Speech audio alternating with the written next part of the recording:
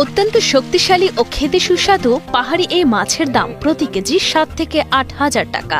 আর প্রাপ্তবয়স্ক প্রতিটি মাছের ওজন হয়। এই পোনাগুলোকে যখন নার্সারি পুকুরে দেব, সেখানে 2 মাস পালনের পর যখন মাছের পোনাগুলার সাইজ হবে 3 থেকে 5 ইঞ্চি, তখন আমরা মূলত এটা চাষিদেরকে সরবরাহ করে থাকি। এদিকে দেশীয় মহাশোল টরটর এবং টরবারাকা প্রজাতির মাছের কৃত্রিম প্রজনন ও উৎপাদনের লক্ষ্যে নতুন প্রকল্প নিয়ে গবেষণা কার্যক্রম অব্যাহত রাখবে বলে জানিয়েছেন।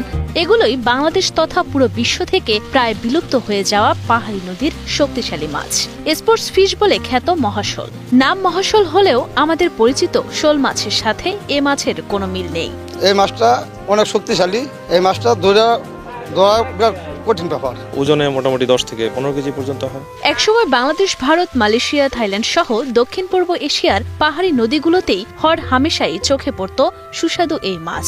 কিন্তু অতিরিক্ত আহরণ ও কম ডিম দেওয়ার ফলে এখন বিলুপ্তির পথে মহাশোল।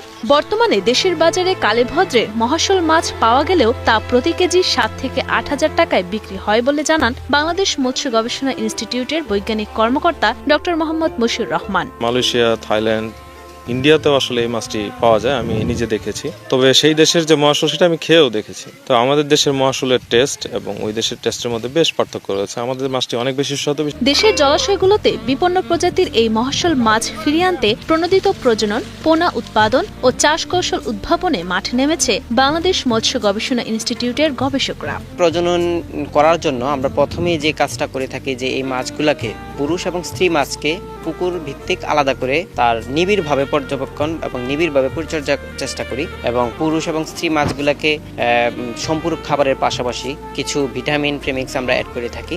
দেশে বর্তমানে টরটর, টরপুটিটরা, টরবারাকা প্রজাতির 3 ধরনের মহাশোল পাওয়া যায়। এর মধ্যে পুটিটরা বা লাল পাখনা মহাশোলের প্রজনন ও চাষ পদ্ধতি উদ্ভাবন করেছে বাংলাদেশ মৎস্য গবেষণা ইনস্টিটিউট। কার্প জাতীয় অন্যান্য মাছের তুলনায় মহাশোল মাছ ডিম দেয় কম, ফলে অত্যন্ত যত্নের সাথে সংগ্রহ করা হয় এই মাছের ডিম। প্রতি সপ্তাহ অন্তর অন্তর আমরা পুকুরের মাছগুলোকে জাল টেনে তার ডিম পরিপক্কতা চেক করে থাকি। প্রথমে আমরা স্ত্রী মাছকে আমরা চাপ দিয়ে পেট থেকে ডিমগুলা কালেকশন করে নিব। পরবর্তীতে মেল মাছ থেকে তার স্পার্ম যেটা বা মিল্ক সেটা আমরা কালেকশন করে নিব। নিয়ে আমরা পাখির পালক বা মুরগির পালক দিয়ে আমরা সুন্দর করে জেন্টলি মিক্সিং করব। তারপরে প্রথমে আমরা দেব ফিজিওলজিক্যাল স্যালাইন। এই স্যালাইন ওয়াটারটার কাজ হচ্ছে এই ডিমের ফার্টিলাইজেশন রেটটা বাড়াবে। ডিম সংগ্রহ করে ইনকিউবেটরে বিশেষ প্রক্রিয়ায় উচ্চচাপে 72 ঘন্টা রাখার পর পাওয়া যায় রেণু।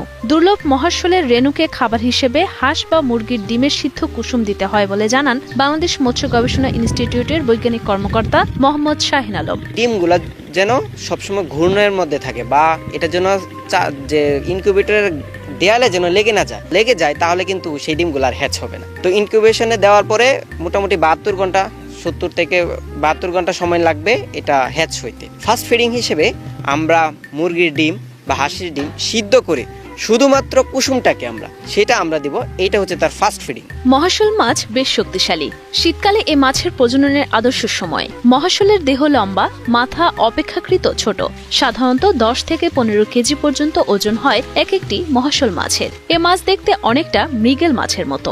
এই মাছটির মূল প্রজনন কাল হচ্ছে নভেম্বর থেকে জানুয়ারি মাস।